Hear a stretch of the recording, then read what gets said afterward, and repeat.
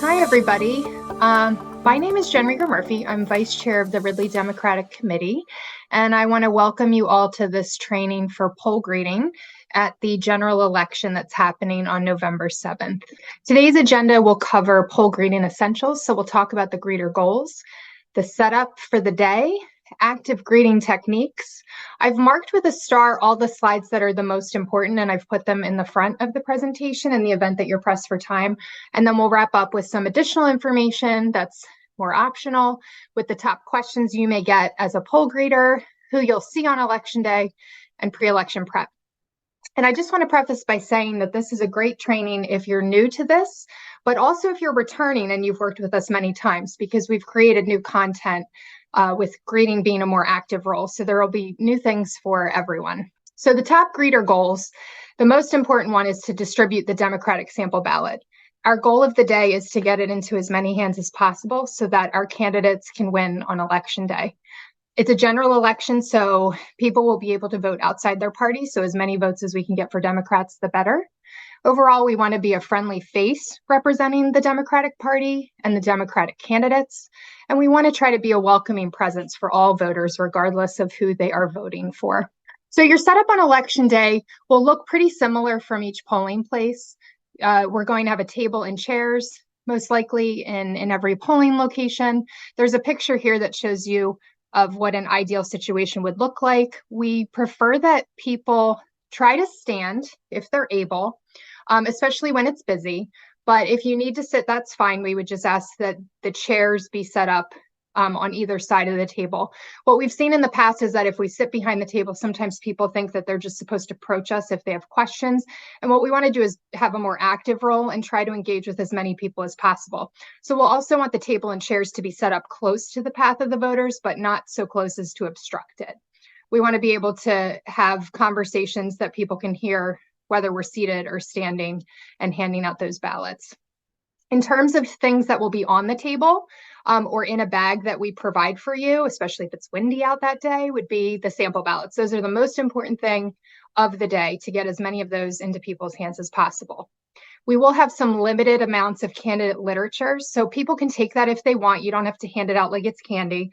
A lot of times people will generally just want the sample ballot, but we will have some candidate literature if people want to look at that.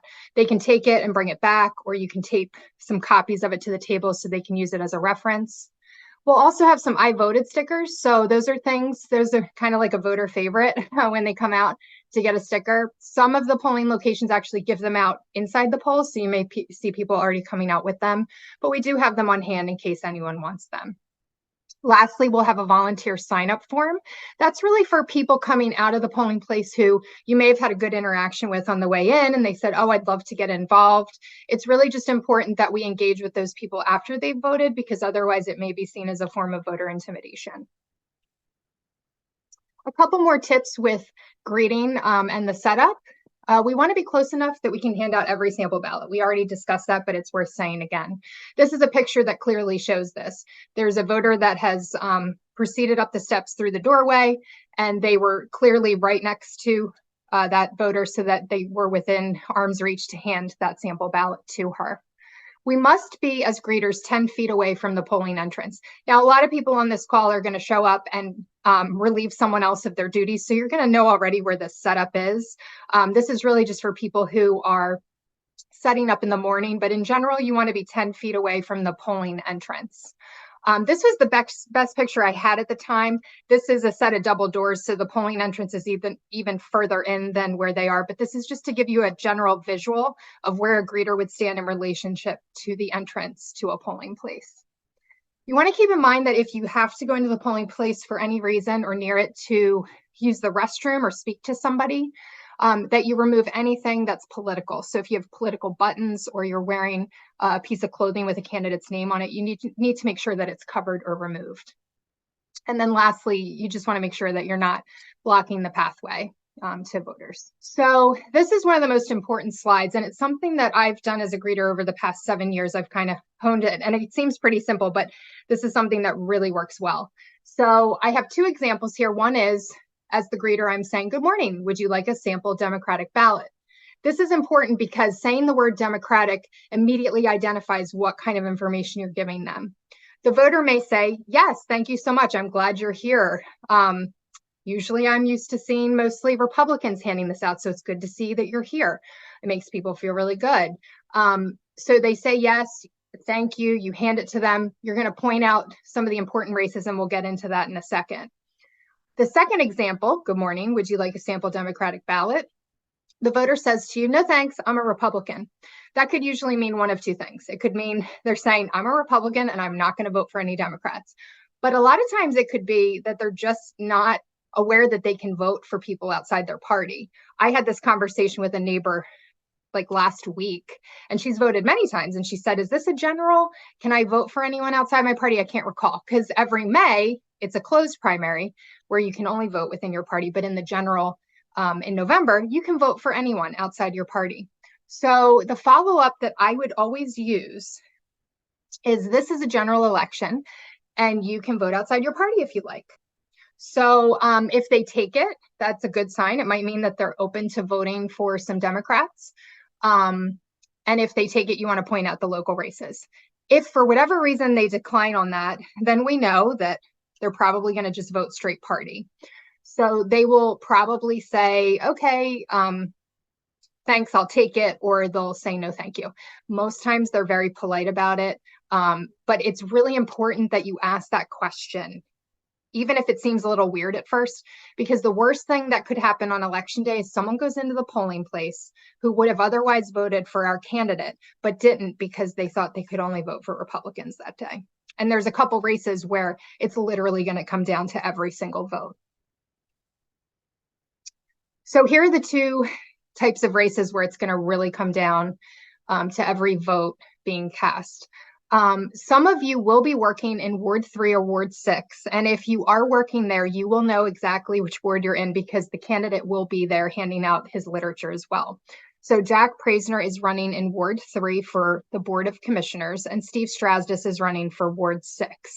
Right now, it's an all-Republican board. So if these two get elected, it would be historic. I believe the last person that served as a Democrat on the board was 30 years ago. Huge, huge deal. So if you're in that area, you want to point that race out first. You're going to have probably 10 seconds with voters if they're willing to take your ballot to begin with. You don't just want to hand it to them. You want to point out these two races. The other race that's really important is for the school board. There are only 3 true Democrats running for school board.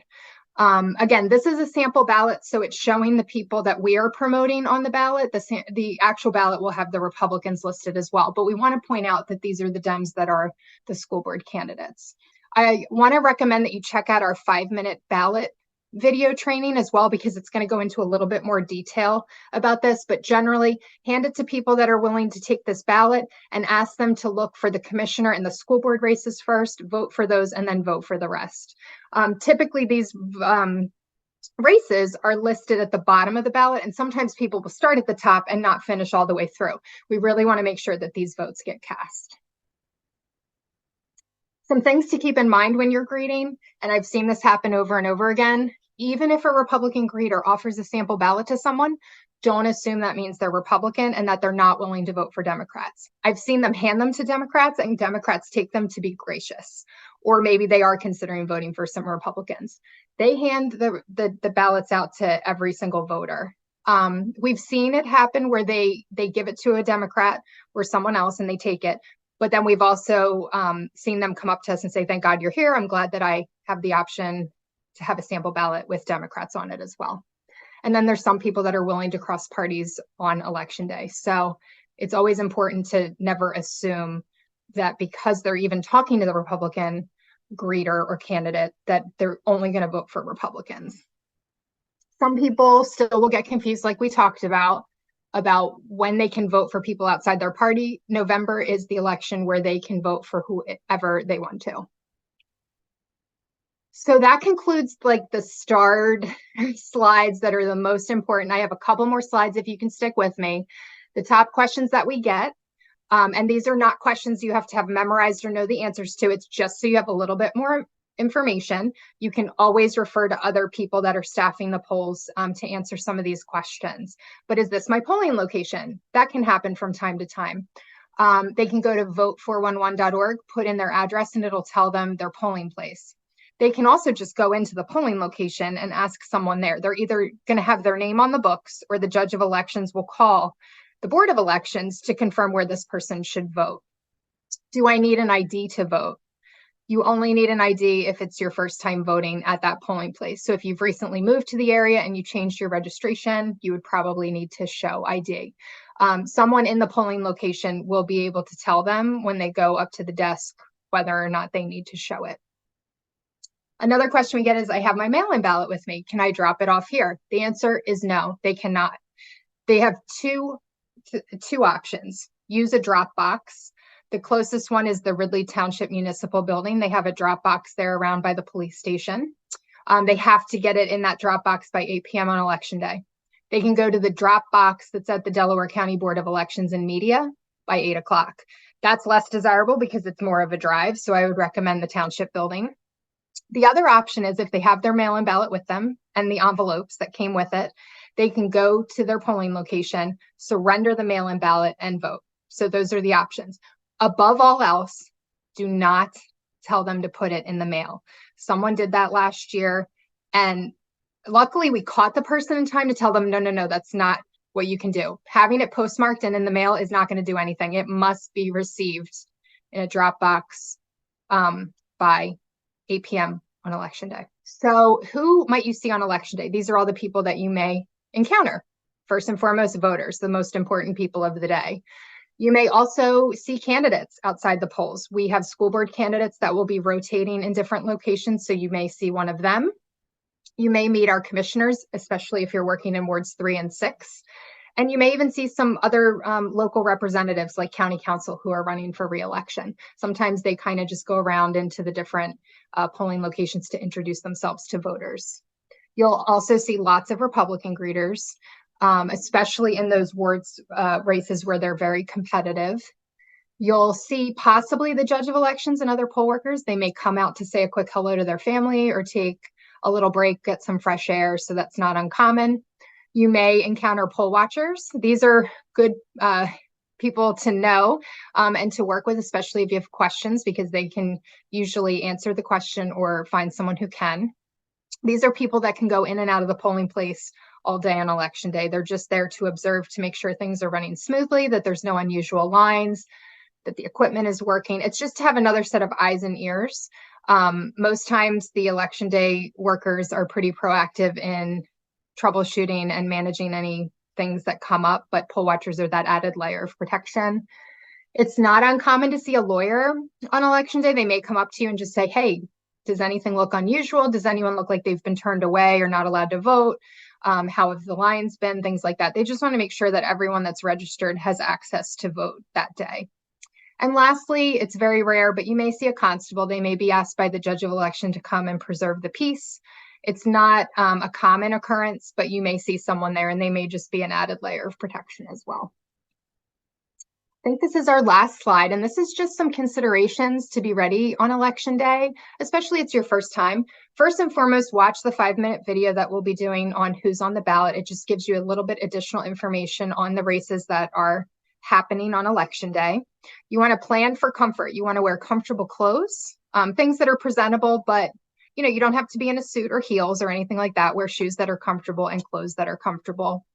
You want to be prepared for any of the elements. So if we have a forecast for rain, we have ordered sunny weather, but you never know what can happen. If it rains, you will want to prepare for an umbrella. Some of our polling locations have coverage, but a lot of them don't. So having an umbrella would be important.